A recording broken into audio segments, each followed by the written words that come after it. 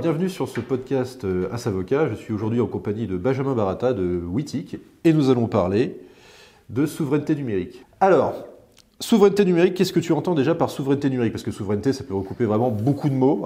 Il y a beaucoup de débats sur la souveraineté à l'heure actuelle. Mais là, dans le domaine du numérique, pour toi, ça évoque quoi? Il suffit de faire une recherche sur Internet pour voir qu'il n'y a pas vraiment de définition. Il y a 47 définitions, 47 journalistes différents, donc tout le problème est là. Mais effectivement, moi je trouve que la notion globale de la souveraineté, c'est essentiellement la capacité de maîtriser sur l'espace.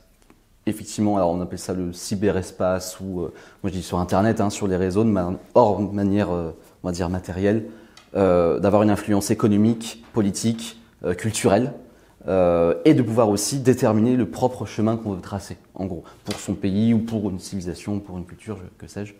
Mais c'est ça, je trouve, essentiellement la notion de souveraineté numérique. Et aujourd'hui, on en entend parler à toutes les sauces, que ce soit aussi bien avec l'Union européenne, en France, mais aussi elle est affirmée côté États-Unis, en Chine, en Russie. C'est un vrai enjeu aujourd'hui, clairement. Bien sûr, je suis d'accord avec toi, c'est un vrai enjeu. Moi, je dirais que c'est avant tout, et ça rebondit sur ce qu'a apporté le RGPD, parce que très souvent, on dit que le RGPD, c'est un petit peu, l'objectif, c'est de protéger la vie privée. Et en fait, l'objectif du RGPD, pour moi, c'est pas protéger la vie privée. C'est de mettre en place une conciliation entre des intérêts économiques et la protection des droits, et aussi surtout d'affirmer d'avoir un rapport de force. Exactement, ça c'est les objectifs sous-jacents, mais le premier, pour moi, le premier but du RGPD, c'est de donner le contrôle aux personnes concernées. Ouais. C'est de donner le contrôle, c'est-à-dire vous pouvez envoyer vos données au Nicaragua pour faire analyser votre ADN, si c'est avec votre consentement, vous pouvez le faire. Voilà, si vous êtes parfaitement informé, parfaitement conscient des risques, parfaitement conscient que ce ne soit pas un pays adéquat, etc., vous pouvez le faire. Mais il faut que vous ayez toutes les cartes en main. À l'inverse, voilà, il faut que tout se joue sur cette transparence, sur ce contrôle des données vis-à-vis des personnes concernées. Très souvent, on entend oui, enfin, j'ai rien à cacher, ou bon, voilà, c'est pas grave, c'est que des données, etc. Si les personnes ont été suffisamment informées, font ça en connaissance de cause, etc., pas de souci. Et c'est pour ça que cette notion de contrôle, rejoint pour moi cette notion de souveraineté. Parce que la souveraineté, ce que tu as dit, c'est la maîtrise, mais c'est le contrôle en fait. On contrôle, est-ce qu'on va contrôler aussi bien des données, des serveurs, des infrastructures, si elles sont au Panama, comme les serveurs d'un célèbre gestionnaire de VPN, ou en France, ou dans un pays européen, ou dans un pays adéquat avec un accord international comme les États-Unis. Justement, on pourrait se poser la question de cette souveraineté, jusqu'où va la souveraineté, jusqu'où va le contrôle? Est-ce qu'il y a un contrôle qui est ventilé? Est-ce qu'il y a un contrôle qui est différent? Et c'est tout ce que recoupe pour moi la souveraineté numérique en fait. Et tu parlais justement, notamment vis-à-vis des États-Unis, si on fait un peu l'historique, en France, disons que la France a quand même énormément participé, alors comme plein d'autres pays, mais la France aussi a participé à l'essor de l'Internet et du numérique. Que ce soit le langage Python, que ce soit des fichiers qui sont ultra utilisés, que ce soit même des infrastructures. La France, elle a beaucoup aujourd'hui participé. Donc la France, c'est pas un acteur, entre guillemets, en retard, en tout cas, peut-être plus aujourd'hui, mais à l'époque, elle avait des bonnes bases, on va dire. Et effectivement, là, depuis plus d'une vingtaine d'années, voire même plus, aujourd'hui, on est passé d'un stade où on innovait, etc., à un stade où on utilise des infrastructures qui ne nous appartiennent plus et où en plus, on ne les maîtrise pas absolument. Et donc, on est contraint, entre guillemets, d'innover dans des autoroutes qui sont déjà tracées. La plupart aujourd'hui, alors pas que, mais on retrouve beaucoup d'infrastructures aujourd'hui qui sont installées, mises en place, popularisées par les États-Unis. Et c'est là où on se rend compte aussi que leur vision, qui est aussi bien économique, politique certes, mais aussi, entre autres, culturelle, a énormément eu d'impact en Europe, pour le bien, mais aussi peut-être au détriment d'une souveraineté européenne ou française. Je ne dis pas que c'est bien, je ne dis pas que c'est mal, mais en tout cas, c'est un fait aujourd'hui. Donc la France, quand on parle de souveraineté numérique française aujourd'hui, pour moi, elle est déjà biaisée, si on veut revenir sur ce sujet-là, pour la France. Oui, bien sûr. Il faudrait imaginer pour une souveraineté numérique française ou européenne, devoir créer plusieurs infrastructures en concurrence de quelque chose qui est déjà bien établi. Ce serait faire des nationales sur des autoroutes. Voilà, ouais, c'est ça. Grosso modo, c'est ça. On en reparlera tout à l'heure des innovations qu'on peut avoir au niveau européen et même de la volonté du législateur européen d'essayer de cadrer, etc. Mais là, on parlait, disons même déjà un petit peu de loi et même d'aujourd'hui de transfert de données vers les États-Unis. Aujourd'hui, il y a un vrai enjeu autour de cette logique-là. Le RGPD a posé des bases. Le transfert de données en dehors de l'Union européenne doit se faire sur la base de garanties, d'encadrement, etc. Aujourd'hui, on a beaucoup de sociétés, start-up ou pas d'ailleurs, mais même des organismes, qui ont un hébergement de leurs données, personnelles ou pas d'ailleurs, mais peu importe, sur des data centers européens ou en France, mais effectivement qui appartiennent à des sociétés américaines. Tout l'enjeu aujourd'hui est là. Et la notion de société américaine est très importante parce que c'est le terme qui est utilisé dans le Cloud Act. C'est ça. Exactement. Et c'est le premier point pour moi qui est vraiment important en termes de souveraineté numérique, le premier chapitre, c'est vraiment cette notion d'hébergement de données. Il y en a plusieurs, hein, mais la première chose auquel on pense sur la souveraineté numérique, c'est la localisation, l'hébergement des données. Et tu as très bien mis en exergue le fait qu'il y avait déjà une problématique qui se faisait entre la localisation des serveurs une fois et en deuxième temps, qui possède ces serveurs. Avant, je vais faire un petit peu l'historique. Avant, il y avait, il y avait une certaine propriété des données de la part des acteurs américains sur le sol américain, des entreprises qui possédaient leurs données, qui avaient droit sur leurs données. Après est arrivé le Patriot Act qui a donné au gouvernement américain, j'ai envie de dire, un accès privilégié aux données sur son sol. Le même gouvernement, je caricature un petit peu, hein, le même gouvernement américain s'est rendu compte qu'il n'avait pas un accès privilégié aux données qui n'étaient pas sur son sol. Et les entreprises externalisaient ces serveurs en Europe, en Asie, peu importe, mais surtout en Europe. Et donc le gouvernement américain a voté le Cloud Act en 2018, je crois. C'est ça, oui. En 2018, en donnant un accès privilégié au gouvernement américain, avec bien sûr l'encadrement qui va avec, il faut qu'il y ait une requête de l'autorité judiciaire, etc., pour toutes les données détenues par les sociétés américaines. Ce qui posait gros problème justement en termes d'adéquation et en termes de transfert en UE, parce que de fait, toute donnée possédée par une société américaine, que les serveurs soient en Irlande, en France ou au Panama, était considérée comme un transfert hors UE. Et non adéquate de fait à l'époque, avant bien entendu que le Data Privacy Framework soit voté, soit rentré en vigueur cet été. C'était très problématique et au final, le Data Privacy Framework, c'est un pansement qui est sur une plaie qui est déjà bien ouverte, qui sera jamais refermée. Non, mais faut être honnête. Exactement. Petit historique, avant effectivement le Data Privacy Framework, on avait le Privacy Shield et encore avant, on avait le grand-père, on va dire, ou le grand-mère, je ne sais pas, le Safe Harbor, pardon. Oui, c'est ça, le Safe Harbor. Et à chaque fois, ces accords transatlantiques ont été annulés pour les mêmes raisons. Bon, j'ai envie de dire même par la même association, on va dire, mais oui. Bon, disons, si on veut la représenter à travers une personne, le justicier Schrems. Mais effectivement, à chaque fois, on a eu les mêmes problèmes. Problèmes de garantie, problèmes d'indépendance, problèmes de recours, problèmes de lisibilité, de transparence. Force est à constater qu'on va sur la même voie pour le Data Privacy Framework. Exactement. Et c'est d'ailleurs, j'ai ressorti, je sais pas si tu connais le mème, j'ai déjà vu ça, mais qu'est-ce que tu racontes? C'est totalement nouveau. Ça vient de Retour vers le futur. C'est ce qui m'est venu à l'esprit quand j'ai vu le Data Privacy Framework. Je me suis dit, mais non, mais c'est totalement nouveau. Regardez le Data Privacy Framework. Non, ça me dit quelque chose quand même. C'est exactement la même chose que le Privacy Shield, en fait. Voilà. Exactement ça. Alors, accord politique, hein. Oui, avec quelques différences, mais enfin, une goutte de citron dans un verre d'eau, ça change le goût, c'est ça, en fait, grosso modo. Voilà. Qui a son lot d'imperfections, parce que d'un point de vue d'un point de vue sécurité juridique, bon, il y a une liste. On est d'accord. Il y a une liste d'entreprises compliant qui sont certifiées, donc qui sont déclarées. Déclarées, certifiées, tout ce que tu veux, tout ce qui est derrière, qui sont en tout cas compatibles avec, qui sont adéquates pour un transfert.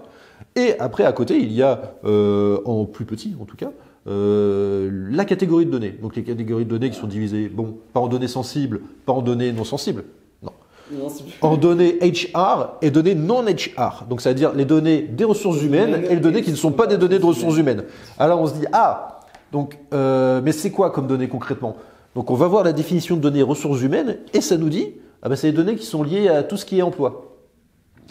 C'est large, c'est large. Donc une fois qu'on est dans la boîte, est-ce que le recrutement fait partie, par exemple, les données de recrutement qui sont essentielles quand même pour une boîte, elles font partie des données ressources humaines. On sait qu'il y a beaucoup de solutions RH qui gèrent les recrutements des entreprises, etc., qui sont hébergées aux États-Unis. Donc est-ce que le recrutement, par exemple, fait partie des HR ou fait pas partie des HR? On pourrait se poser la question. Des données médicales dans le cadre du suivi médical, à l'époque des données qu'on pourrait avoir Covid, données de vaccination, est-ce que ça rentre dans du ressources humaines? Enfin, là c'est ultra large et donc exactement. Donc c'est une grosse insécurité juridique. Ça marche.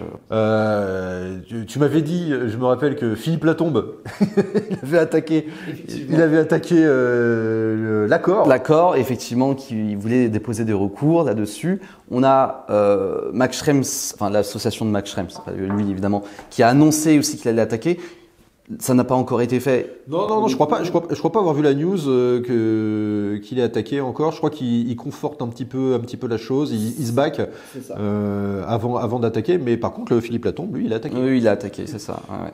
Donc il a attaqué devant le tribunal de Liège, je crois. Bon, absolument. Ouais. Bon, ça a au moins la vertu de mettre en lumière déjà les problématiques de cet accord. C'est bien qu'ils mettent en lumière ce sujet qui est assez important et qui est très peu considéré en dehors de la sphère, j'ai envie de dire, en dehors de la sphère purement compliance, corporate, juridique, etc.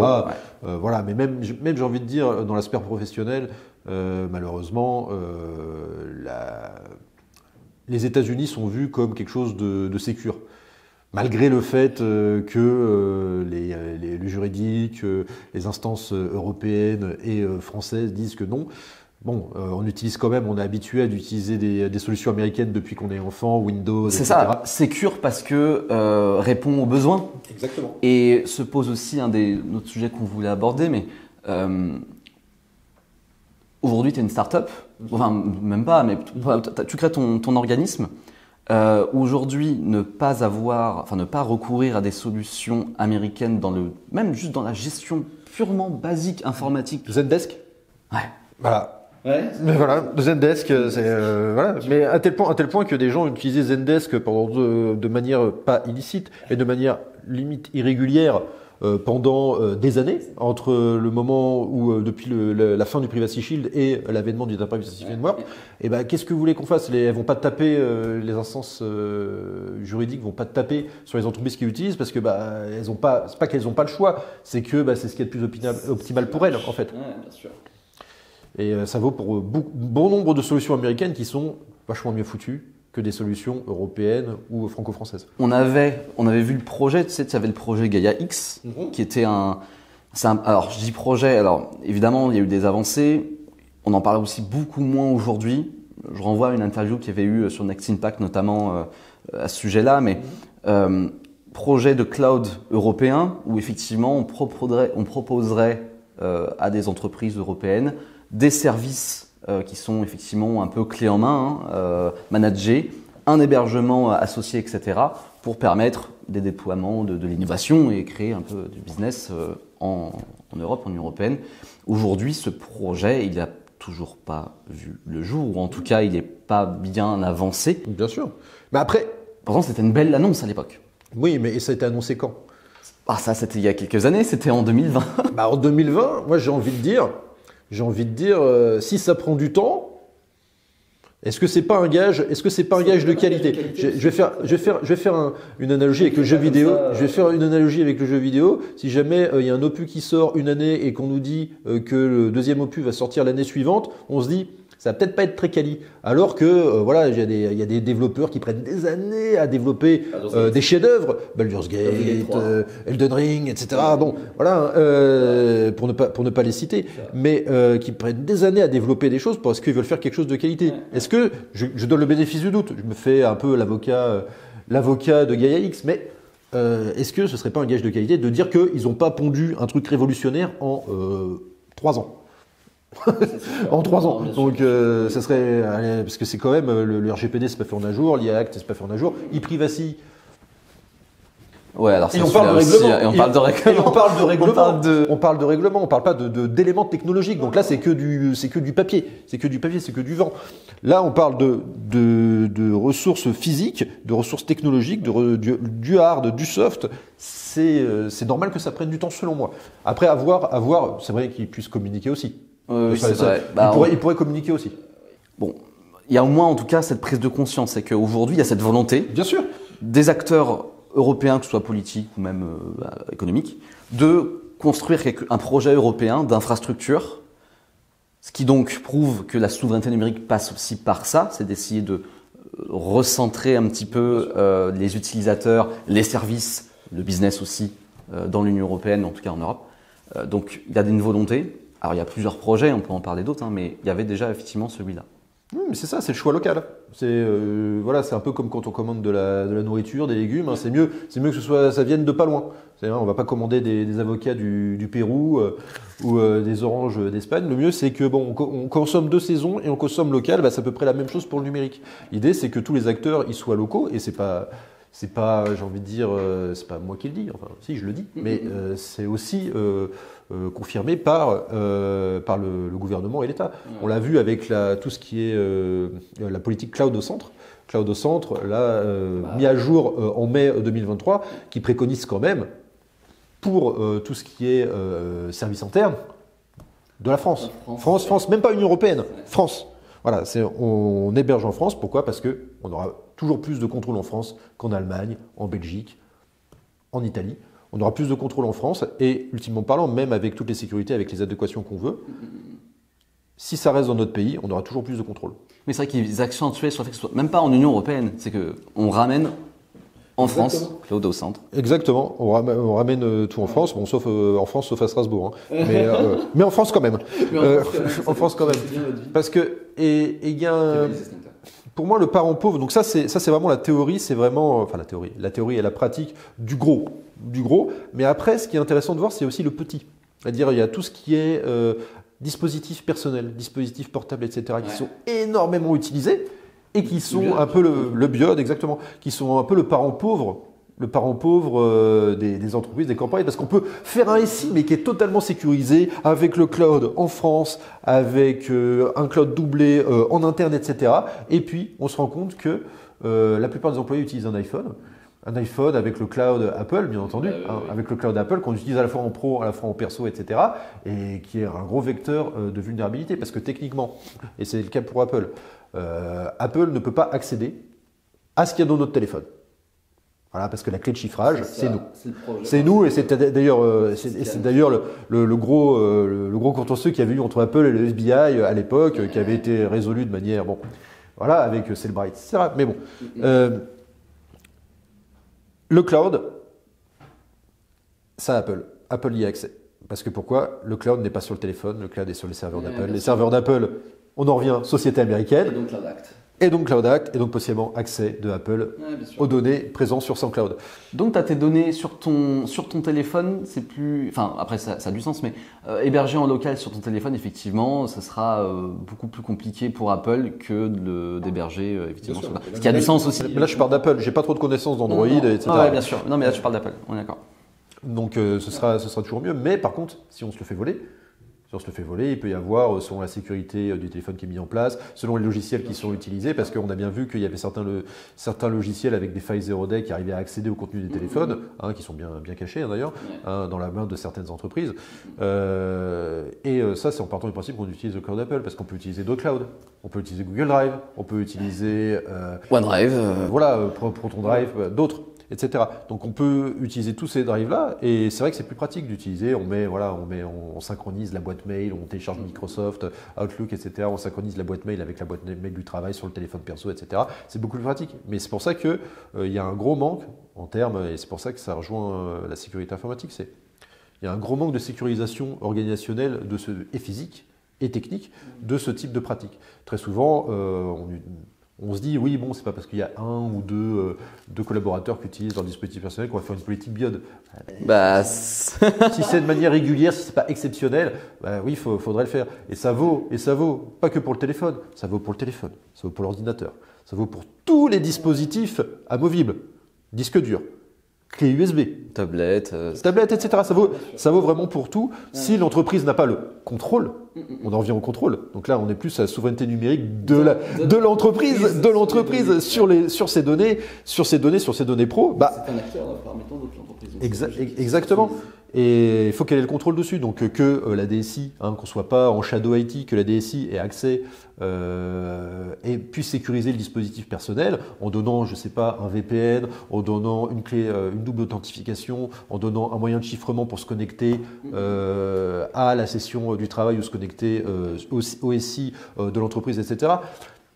On peut toujours accéder à une entreprise. Il faut faire très attention au dispositif personnel parce que c'est comme ça, de mémoire, que Uber s'était fait avoir. Uber s'était fait avoir avec la violation de données à l'époque. Avec la violation de données par un prestataire avec la double authentification. Il y avait la double authentification à l'époque. Et ils ont bypass par l'usure cette double authentification, ce qui a permis aux hackers d'accéder au SI de Uber et aux clés du royaume. Donc, il faut faire attention. Il faut faire attention aux BIOD, il faut faire attention à toutes les petites failles, que ce soit physiques, technologiques et organisationnelles, qui peuvent se glisser au sein d'une entreprise pour que l'entreprise et de manière un peu plus macro, l'État puisse garder le contrôle sur les données et surtout la sécurisation de ces données. Après, bon, ça fait un petit peu stalinien sur les bords, mais là on parle de données, on parle pas de personnes. Oui, bien sûr. Non, faut être honnête aussi, ça rejoint les mesures de sécurité de base aujourd'hui que tu devrais avoir dans n'importe quel ISI, en tout cas des recommandations que toi ou même nous, on est amené à donner à nos clients d'une manière ou d'une autre. De manière plus globale, tu vois, on parle d'encadrement, d'essayer de mettre des règles, etc. Il y a eu le RGPD. Alors je dis pas que le RGPD a inventé les mesures de sécurité, n'a pas inventé le métier de RSSI, clairement pas. Mais on a quand même cette volonté en Europe, de mettre en place des règles communes pour beaucoup de pays. C'est ce qu'on a fait avec le RGPD. C'est ce qu'on a fait avec l'ensemble des réglementations qu'on a pu avoir sur les grosses plateformes, le DMA, DSA, etc. On a aussi tout le volet maintenant avec l'intelligence artificielle, le règlement IA aujourd'hui qui fait tant de parler de lui, puisqu'effectivement, on reparle encore une fois de rapport de force, de volonté de s'affirmer parmi d'autres acteurs, puisque aujourd'hui on n'a peut-être pas le pouvoir sur certaines infrastructures, eh bien on va essayer aussi d'essayer de combler ça avec de la réglementation, même si on a vu qu'on a des produits en cours. Alors on a Gaia sur du cloud, on va avoir Mistral aussi sur l'IA, on va avoir même des systèmes OS qui se veulent respectueux, qui se veulent en France. Moi par exemple j'ai un téléphone portable, j'utilise un OS qui s'appelle eFoundation dessus, où effectivement tout est hébergé en France. C'est l'avantage aussi de pouvoir utiliser des systèmes aujourd'hui de plus en plus connus là-dessus. Mais on a cette volonté commune. Et d'un point de vue réglementaire aussi, on s'y retrouve. Toi, tu avais eu l'occasion d'étudier un petit peu aussi tout le volet réglementaire IA Act. Oui, bien sûr. L'IA, c'est vraiment un petit peu un élément central de la politique d'innovation actuelle. Et on se rend compte qu'il y a des passerelles avec le RGPD. C'est ça qui est intéressant. Mais ce qui me turlupine, en fait, c'est aussi de voir on parlait de l'hébergement des données, de la souveraineté européenne, c'est qu'il y a une vraie volonté de sortir de cette souveraineté. Pourquoi ? Pour une facilité logistique. Il y avait une décision de la Cour de justice européenne, de l'Union européenne, en avril, qui disait que une donnée, si elle était pseudonymisée et qui était envoyée à un sous-traitant, et que ce sous-traitant n'avait pas assez aux tables de concordance, ou n'avait pas moyen de réidentifier les données, ces données étaient considérées comme anonymisées. Donc, non applicable. Donc, enfin, avec un RGPD qui n'est pas applicable, avec toute la réglementation sur les données de santé pas applicable, etc. Tout ce que tu veux. Il y a des garde-fous, bien entendu. Il faut que techniquement, ils ne puissent pas accéder, rétro-ingénierer l'identité des personnes. Deuxièmement, il faut qu'elles ne disposent pas des moyens légaux, raisonnables, pour accéder à l'identité, aux tables de concordance ou identifier les personnes concernées. Donc ça, c'est des garde-fous qui se valent. Après, il y a deux points de vue. Il y a le point de vue, j'ai envie de dire, libertaire, le point de vue pratique, le point de vue capitaliste, de dire oui, ils peuvent pas accéder, c'est parfait, les moyens légaux ils en ont pas parce que c'est des hébergeurs, pourquoi ils feraient des requêtes pour identifier les données, etc. Donc bon, voilà, on va pseudonymiser, chiffrer toutes les données, on va les envoyer chez des hébergeurs au Nicaragua, au Bangladesh, et puis du coup, on s'en fout, c'est des données de santé, etc. Le RGPD ne s'applique plus, et c'est vachement pratique parce que ça va nous coûter moins cher, ça va être plus facile, et au final, on va pas nous embêter parce que le RGPD ne s'applique plus. Donc ça va être top. Et il y a le point de vue, j'ai envie de dire, beaucoup plus conservateur, qui va dire, de toute façon, les données anonymisées n'existent pas. Une donnée peut toujours être, une donnée personnelle peut toujours être réidentifiée. Il y a une attaque en réidentification trouvera toujours ses fins et permettra toujours de réidentifier une personne concernée, peu importe le degré d'anonymisation qui lui a été effectué. C'est une obligation de moyens, tu vois, l'anonymisation, c'est même pas une obligation de résultat. Exactement. Et entre les deux, il y a un jeu d'équilibriste de la part du juge de dire, non, effectivement, si on enlève l'anonymisation en disant que l'anonymisation n'existe pas, c'est fini. À ce moment-là, voilà. Et d'un côté, si on met open bar pour tout ce qui est transfert pseudonymisé, etc., ça n'est pas possible. Donc on va mettre des garde-fous, mais des garde-fous suffisamment flous pour nous laisser une marge de manœuvre. D'où les moyens légaux, parce qu'on pourrait dire référé 145, ça marche, c'est un moyen légal. Bon, d'où moyens légaux raisonnables, d'où moyens techniques. Donc ça reste des moyens, des garde-fous assez flous qui permettent aux juges de ventiler, etc. et éviter aux entreprises de se dire « génial, il y a cette décision, je peux faire ce que je veux ». Il faut raison garder et quand même pas trop modifier nos politiques en se disant voilà, on va réduire les coûts au sabre et partir au Bangladesh. Donc ça c'est l'idée. Et au-delà, on embraye, on peut embrayer là-dessus. C'est-à-dire qu'il y a l'hébergement d'un côté. L'hébergement des données, la localisation des données, ce qui reste quand même assez flou juridiquement, je veux dire, c'est assez éthéré. Il y a, en plus dur, il y a la souveraineté numérique via les ressources technologiques. Les ressources technologiques, tu parlais de Mistral, tu parlais de Gaia X, c'est ça en fait. C'est ça, c'est de dire on va créer du dur, on va créer du hard, on va créer du soft, et en créant ce hard et ce soft, on va être souverain. Par rapport aux États-Unis, par rapport à la Chine. Pour ramener tous les utilisateurs. Et par rapport aussi, on l'oublie trop souvent, à l'Afrique et à la Russie. Qui sont connus pour ce qu'on sait, c'est-à-dire c'est des hackers. Grosso modo, voilà, il y a les créateurs et les hackers. Donc voilà, l'idée c'est d'être souverain vis-à-vis d'eux et de se protéger vis-à-vis d'eux aussi. Dans tous les sens, en créant notre propre hard et notre propre soft. Donc d'un côté, je parlais de la Chine, il y a la biométrie, il y a qui sont pointe sur tout ce qui est biométrie. Ils sont devenus le fer de lance, j'ai envie de dire, mondial sur le domaine, à tel point que en France même, il y a des députés qui nous sortent à chaque attaque, attentat, etc. Il faudrait mettre des caméras de reconnaissance faciale dans la rue. Voilà, donc inspiré directement du régime chinois. Mais il y a des projets de plus en plus intrusifs, même sur la biométrie, sur les caméras augmentées. Maintenant, aujourd'hui, c'est de moins en moins bizarre de dire ça aujourd'hui en France. Mais... Avant, on voyait Minority Report, le super film avec Tom Cruise, d'un œil un petit peu, c'est de la science-fiction, il paye avec son œil dans le métro, il se fait reconnaître et tout, etc. Ouais, mais en vrai, les voitures autonomes, etc. Et maintenant, on se dit, au final, il se fait changer ses yeux pour pas se faire reconnaître. Là, on n'en est pas loin. Il y en a, ils changent des puces, ils modifient leurs empreintes, etc.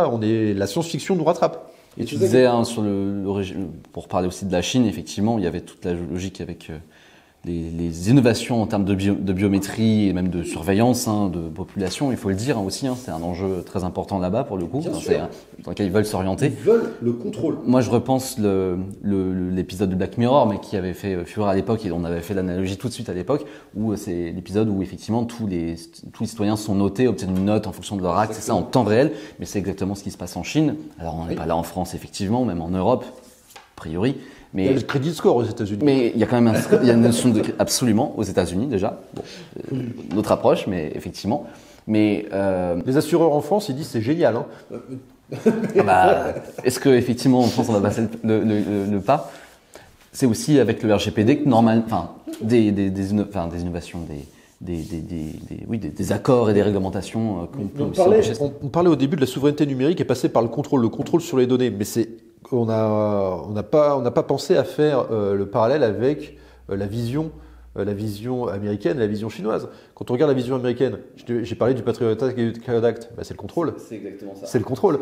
La version chinoise, le PIPL, le RGPD chinois, c'est exactement ça, avec des DPO qui sont là pour être des représentants du parti au sein des BTX, avec le contrôle. Je ne sais pas si tu as pu voir des entreprises qui avaient des branches en Chine.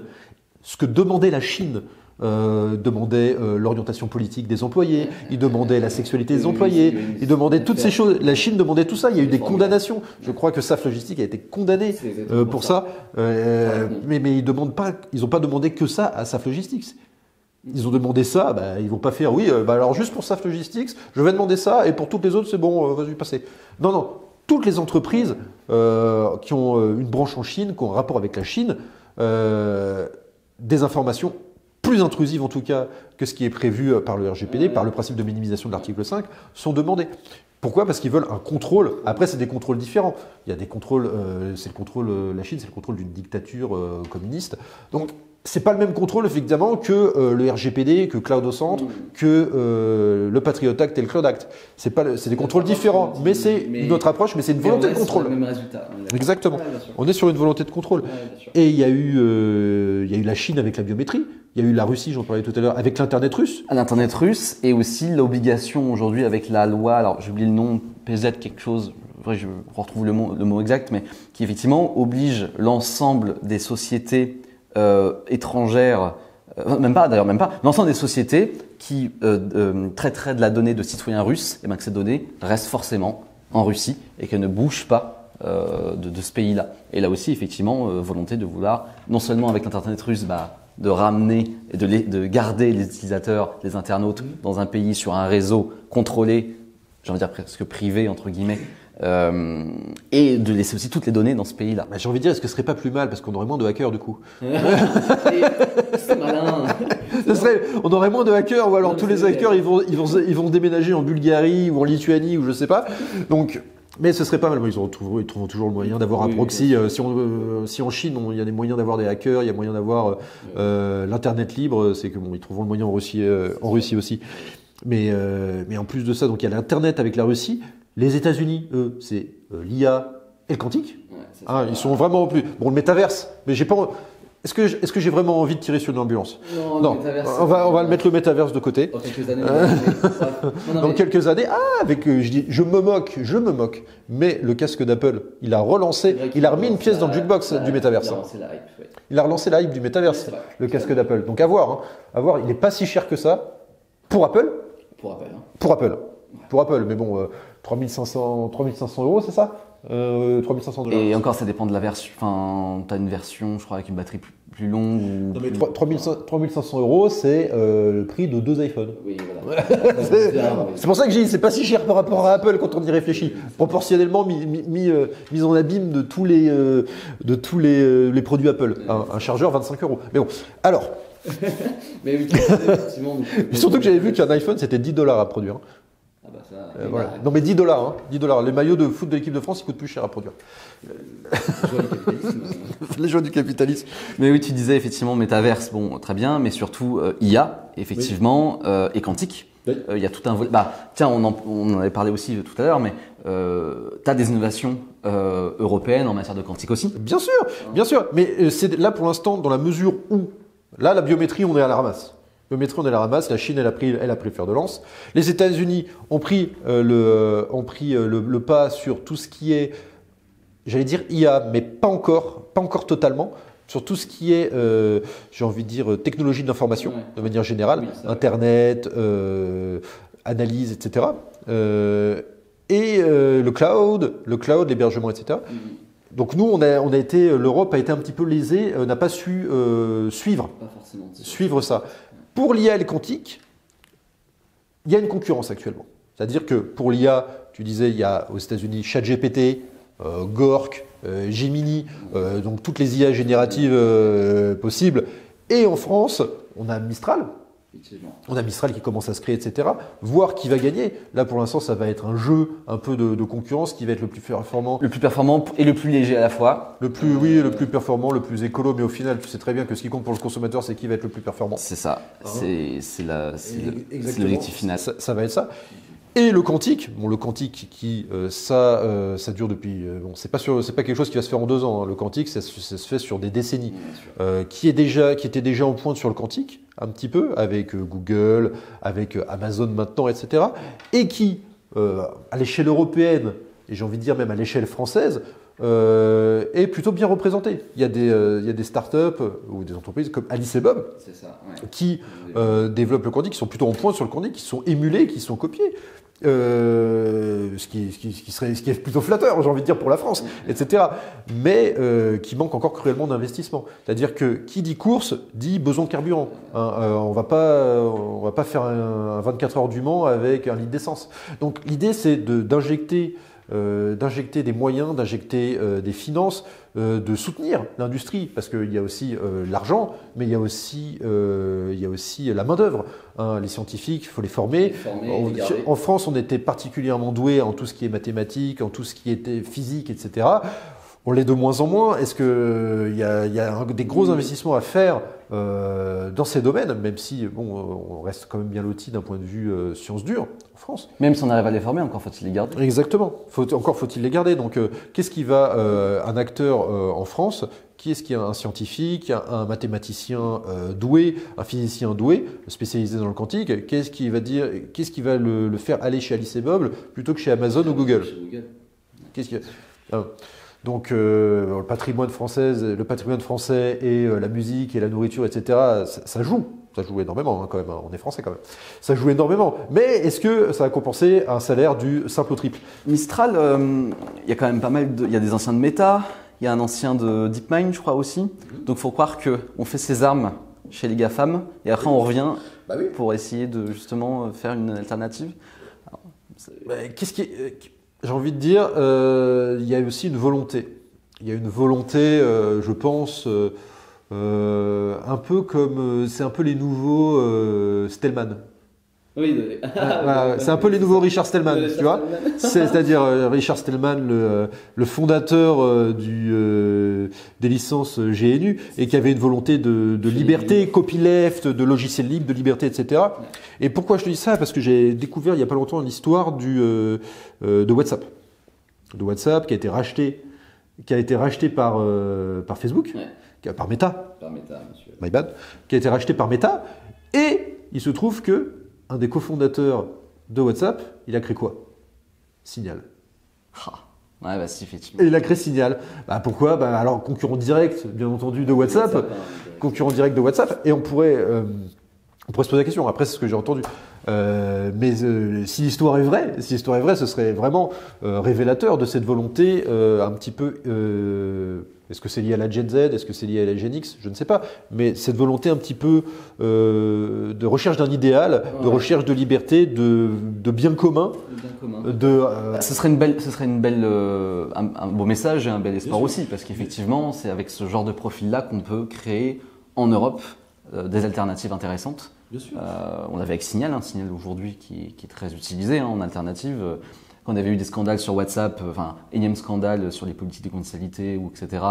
Je me souviens à l'époque, tout le monde disait moi je passe sur Signal direct, j'abandonne WhatsApp. Oui, bien sûr, il y a des effets de mode, etc. Mais ils n'ont pas pu ils ne se sont pas rendus compte du fait qu'il y aurait autant de personnes. Ah non, oui, il y avait un problème de surcharge. Et d'ailleurs, c'est Signal qui a empêché le. J'ai écouté un podcast il n'y a pas très longtemps. Apparemment, c'est Signal qui a permis d'empêcher l'accès aux données des iPhones par les autorités.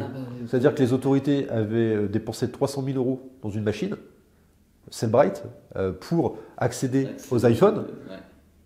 Et via une faille 0 day, et Signal a dit moi j'ai mis un petit truc dans mon code, et si tu accèdes à un téléphone où il y a Signal dessus, et la machine elle est morte. et du coup Cellbrite ils ont dit on peut accéder à tout sauf Apple.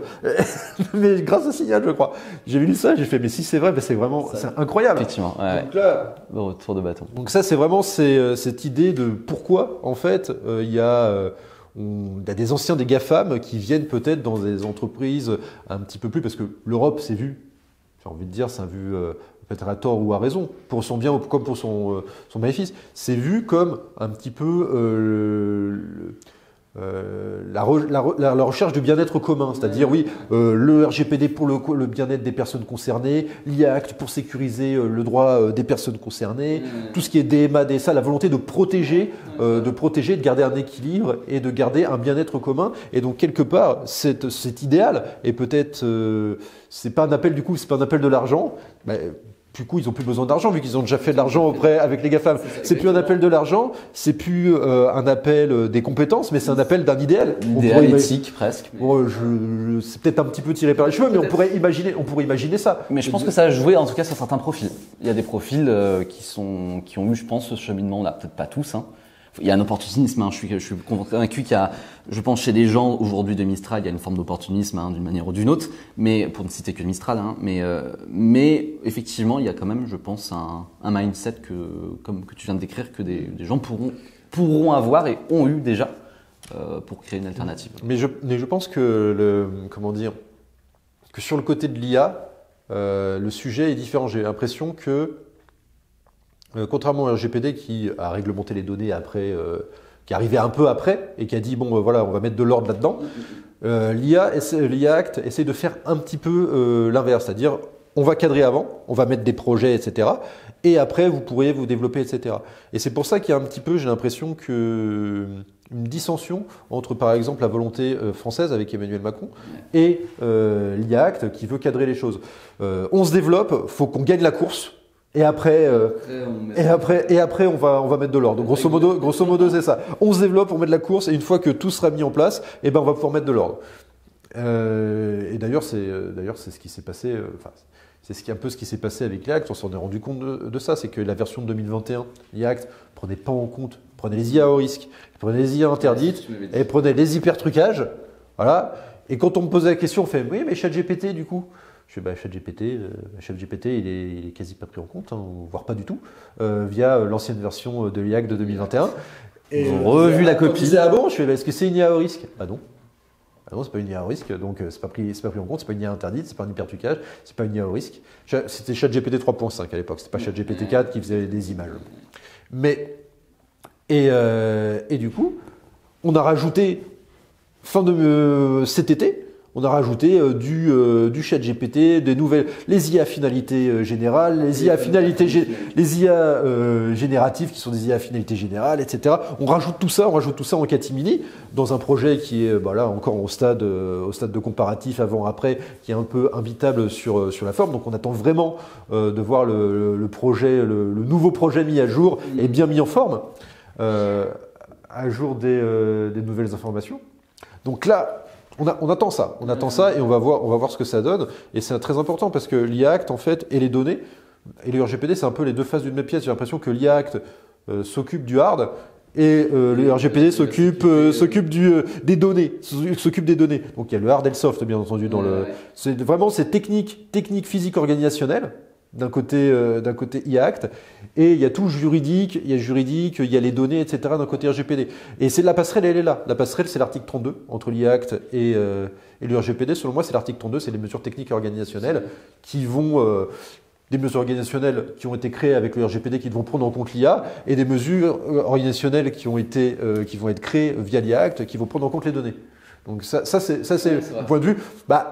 quand on voit le projet à l'heure actuelle, peut-être qu'il va évoluer, il va sûrement évoluer d'ailleurs parce que c'est la fin de la première Bah, lecture. ça a déjà Mais- pas mal bougé. Mais on peut déjà prendre en compte des points comme la transparence, des points comme les droits d'auteur, la publication des jeux de données, etc. Une sorte de security by design aussi, ça peut, en parallèle au privacy by design. Donc là, ce serait plus du security by design quand on regarde les obligations des fournisseurs. Donc c'est vraiment intéressant de voir ce que ça va donner et de voir le projet final. Si on peut participer, bon, je ne sais pas, ça serait bien de faire une petite consultation des professionnels, en plus des lobbyistes. Donc ça serait rigolo. Donc, on a pu voir que le terme souveraineté numérique recoupait énormément de branches, énormément de points, tous aussi intéressants les uns que les autres. Et on n'a pas pu tout aborder malheureusement dans cette vidéo.